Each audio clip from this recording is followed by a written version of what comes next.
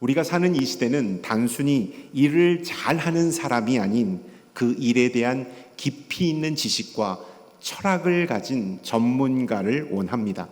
일에 대한 기복이 없이 최고의 성과를 내고 꾸준한 자기관리와 집중력을 가지고 일하는 프로를 요구하는 시대에 우리는 살고 있습니다. 그래서 스포츠, 문화, 예술, 과학, 기술 분야에서는 프로페셔널한 전문가가 사람들에게 사랑을 받고 인기를 누리고 있습니다.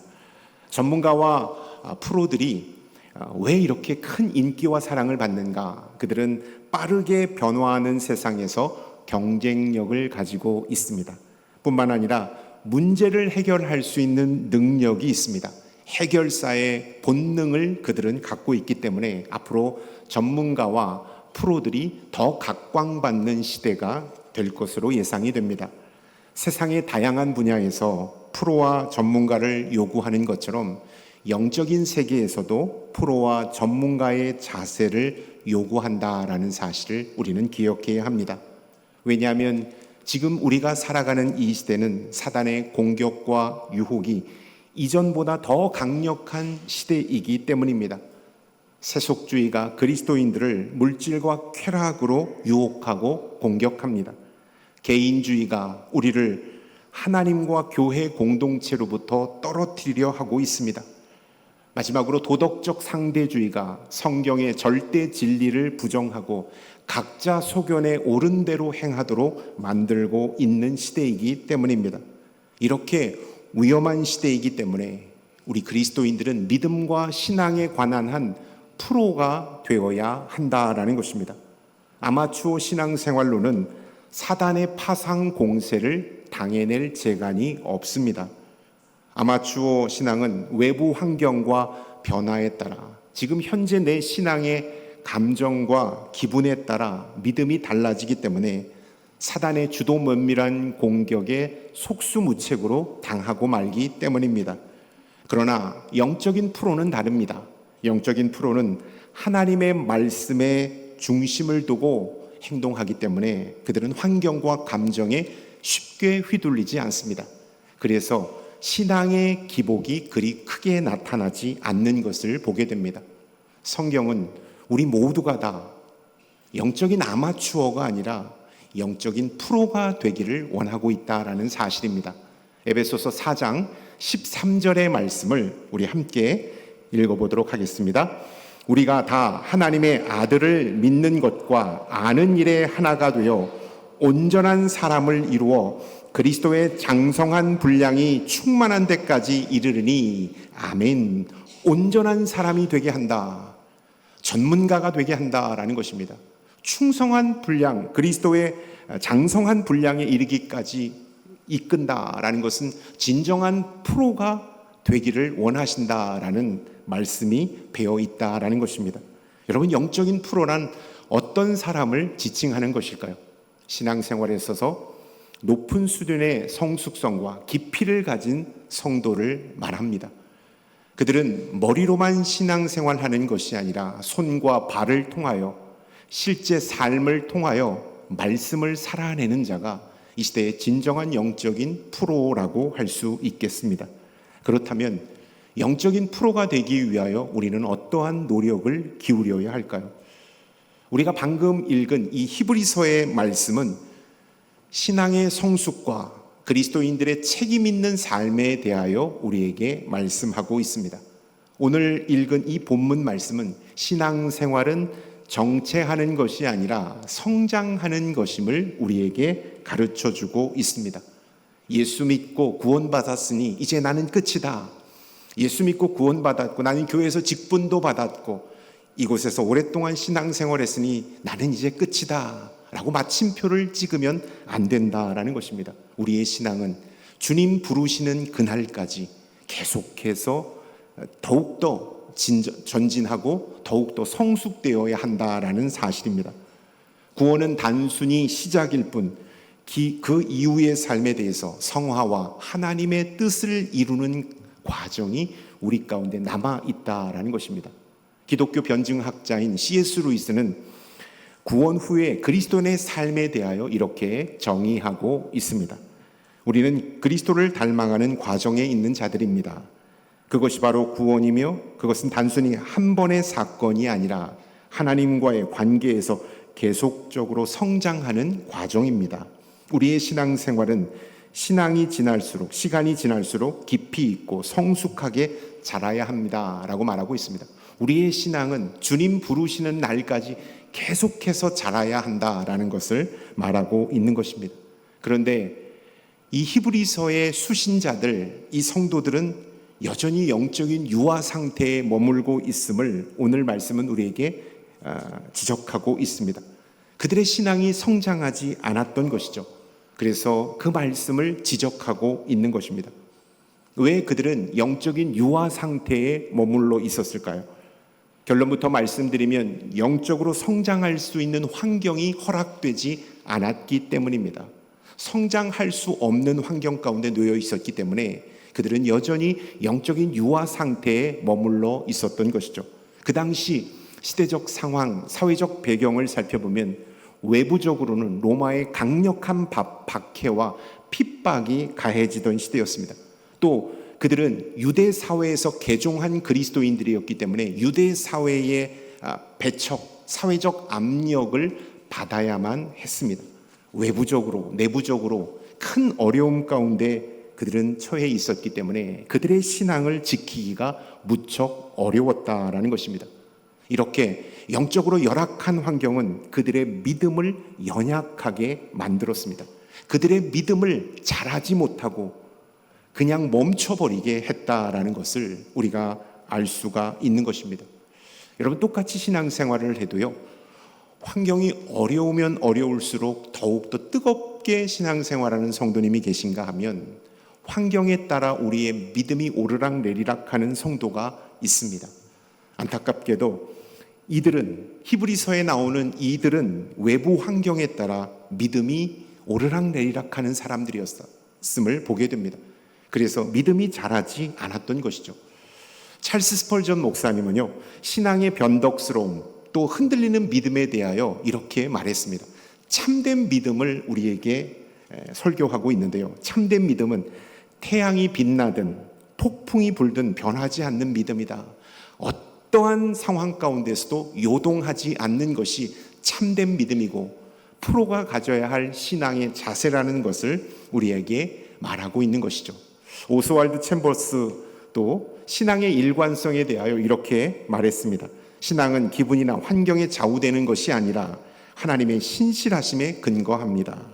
환경이 우리의 신앙을 바꿀 수 없으며 참된 신앙은 모든 상황 속에서도 변하지 않습니다 라고 말하고 있습니다. 여러분, 두 분의 말을 종합하면 영적인 프로는 환경의 지배를 받지 않는다라는 것입니다.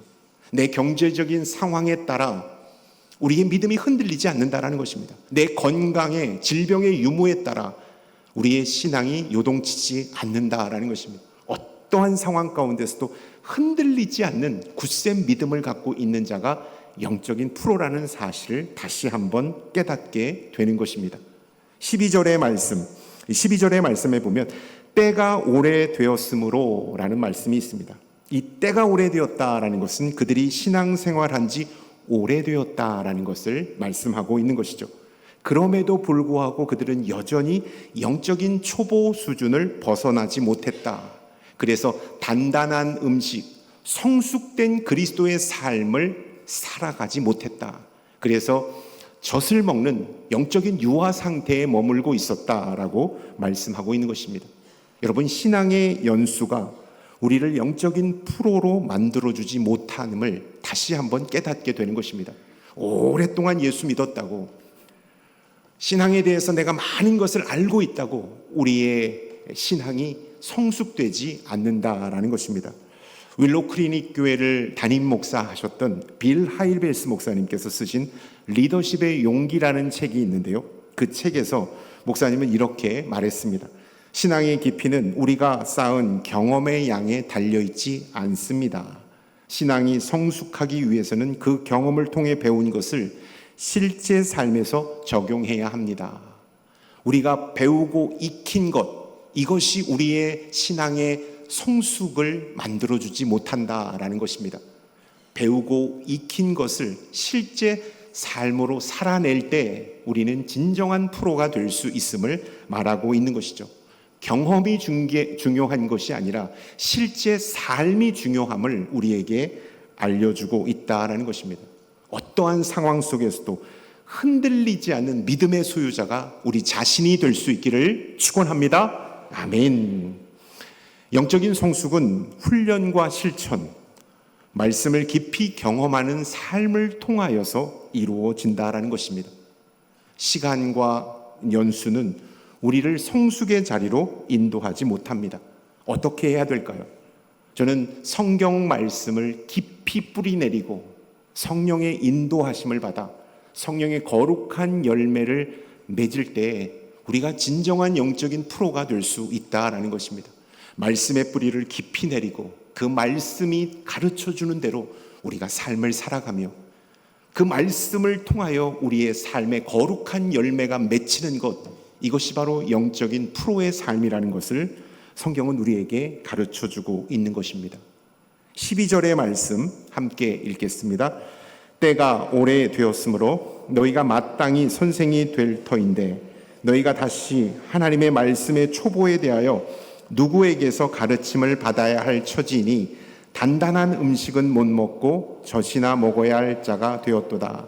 너희가 마땅히 선생이 될 터이나 라는 이 말씀이 저에게 주목해서 다가왔습니다. 이 말씀, 히브리 수신자들, 그들은 신앙생활을 오랫동안 했지만 성장이 없었습니다.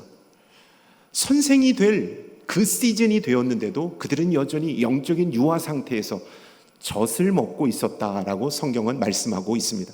일정 시간이 지나서 이제는 다른 사람을 가르치는 자리에 있어야 할 터인데 여전히 영적인 유아 상태에 있음을 12절의 말씀은 우리에게 지적하고 있다라는 것입니다. 저는 이 12절의 말씀을 통하여 하나님은 우리에게 영적 성장을 기대하신다라는 사실을 여러분에게 말씀드리기를 원합니다. 여러분에게 영적인 성장을 기대하십니다. 목사인 저에게 영적인 성장을 기대하십니다.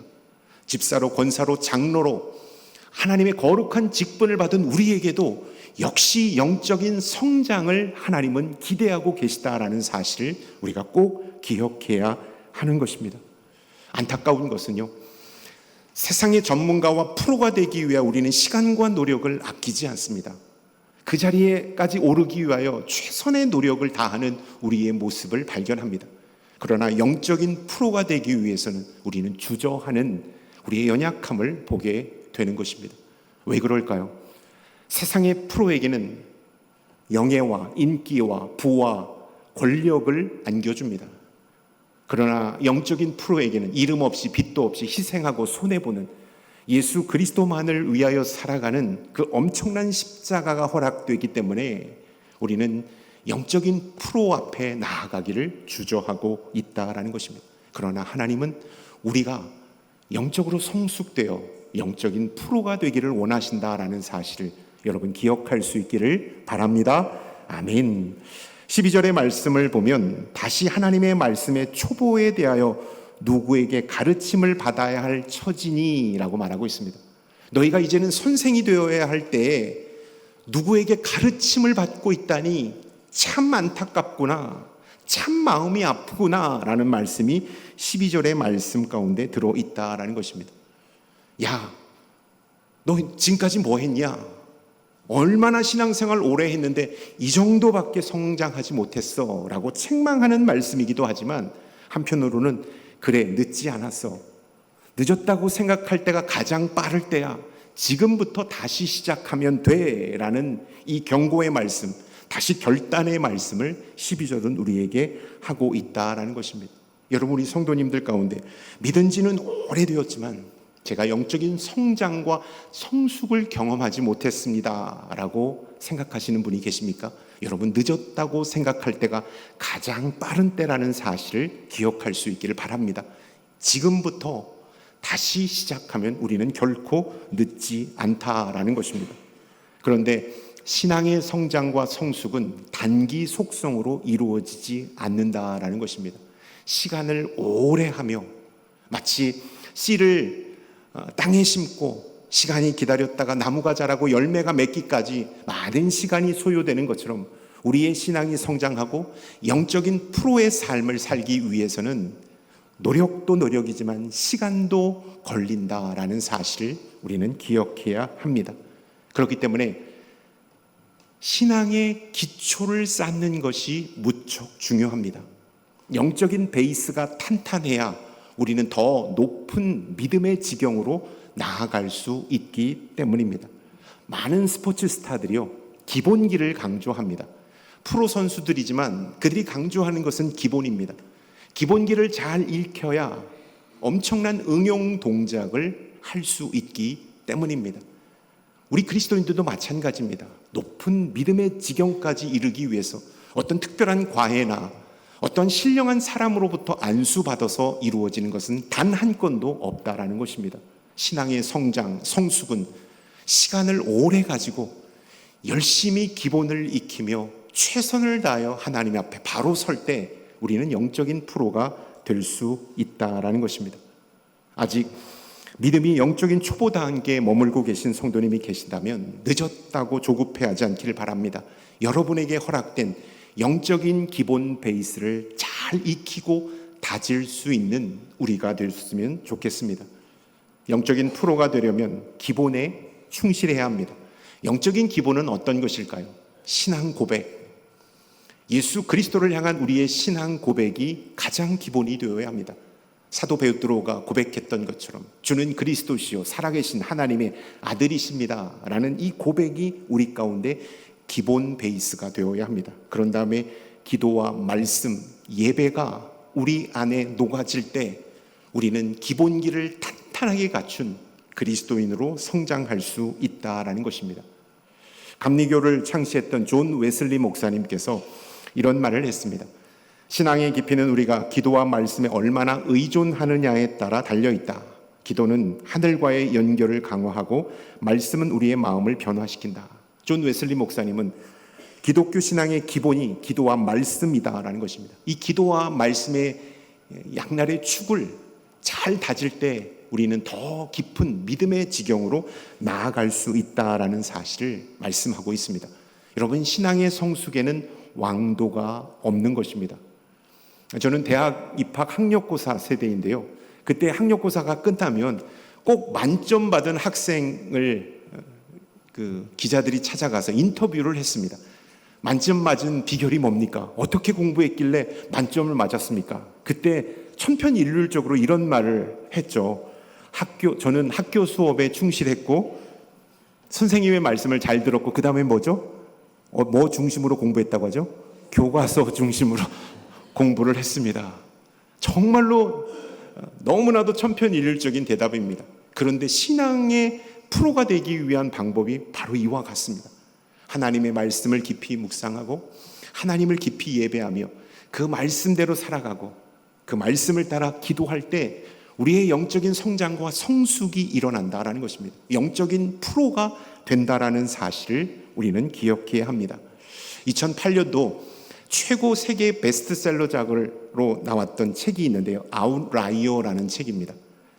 말콤 글래드웰이라는 사람이 썼는데요. 이 사람은 그 당시 세계의 최고로 성공한 사람들, 스포츠, 문화예술, 기업가 이런 사람들을 찾아가서 세계 최고의 정점을 찍은 사람들을 인터뷰하기 시작했습니다. 당신의 성공 비법은 무엇입니까? 당신은 어떻게 해서 이 지점까지 이룰 수 있었습니까? 그래서 이 성공의 원인을 분석했던 책이 말콤 글래드웰이 쓴 아웃라이어라는 책입니다. 아마 읽어보신 분도 계실 거예요. 그때 이 책에서 소개됐던 가장 성공한 사람들이 공통적으로 했던 그러한 법칙이 있는데 1만 시간의 법칙이라는 것입니다. 1만 시간의 법칙이란 어떤 분야의 전문가가 되기 위해서 최소한 1만 시간 정도의 훈련이 필요하다라는 것입니다. 1만 시간은 매일 하루에 3시간씩 훈련할 경우 10년이 걸리고 하루 10시간씩 투자할 경우 3년이 걸리는 그러한 시간입니다. 스포츠 스타, 음악가, 기업가의 사례를 들고 있습니다. 자기 전공 분야에 성공을 이루기 위하여 그들은 오랜 시간 동안 지속적인 노력과 훈련을 쌓아왔다라는 공통점을 가지고 있습니다. 여러분, 1만 시간의 법칙, 단지 시간뿐이겠습니까? 열정도, 시간도, 정성도, 온 힘을 기울여서 그들은 노력했기 때문에 그 지점까지 이룰 수 있었음을 우리에게 시사해 주고 있는 것입니다. 그렇다면 우리 그리스도인들은 하나님께 예배드리는 것에 있어서, 주의 말씀을 묵상하고 그 말씀을 읽는 것에 있어서, 기도하는 것에 있어서, 영적인 기본에 있어서 얼마만큼의 시간과 정성과 에너지를 기울이고 있습니까? 여러분, 우리가 영적인 프로가 되기 위해서 우리는 이 기본에 최선을 다하는 자가 되어야 합니다. 더욱더 열과 성의를 다하는 믿음의 사람이 되어야 한다라는 것입니다. 팀 켈러 목사님께서 센터 처치라는 책에서 이런 말을 했습니다. 우리는 교회에 다니는 것만으로 신앙이 자란다고 착각할 수 있습니다. 교회에 다니는 것이 신앙생활이 바로 우리의 믿음을 보장해 주지 못한다라는 것을 우회적으로 한 말씀입니다. 교회에 참석하는 것만으로 신앙이 깊어지지 않음을 우리는 기억해야 합니다. 어떻게 해야 될까요? 개인 영성을 부단히 노력하고 훈련해야 한다라는 것입니다.